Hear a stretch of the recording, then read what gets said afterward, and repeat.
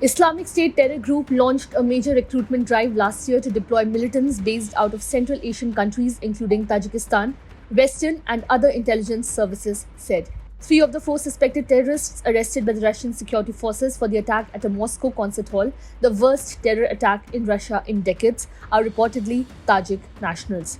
One of the three is even heard speaking Tajik during the interrogation of four alleged attackers detained by the Russian security forces.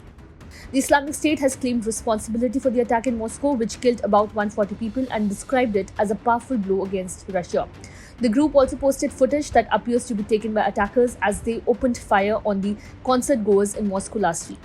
According to the intelligence shared with the United Nations over the last 12 months, the Islamic State offshoot based out of Afghanistan, the Islamic State Khorasan, recruited top militants from Jamaat Ansarullah, a Tajikistan extremist Islamist group, as well as others in Central Asia. Islamic State Khorasan province also set up a Telegram channel and used multiple other social media platforms to broadcast propaganda aimed at recruiting Tajiks and other Central Asian ethnicities in the region. In a report submitted to the UN Security Council in January, it was highlighted that Afghanistan is witnessing a significant presence of terrorist groups, particularly emphasizing the concentration of such groups within the region. Despite a decline in the number of attacks attributed to the Islamic State Khorasan province and its recent territorial setbacks, the report underscored the enduring threat posed by the group.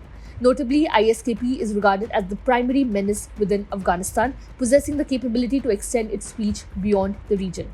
Meanwhile, the Basmani District Court in Moscow made a decisive ruling on Sunday regarding the suspects involved in the tragic concert hall attack that claimed the lives of 137 individuals. As reported by Interfax news agency, the court mandated a 2-month custody for the suspects pending trial.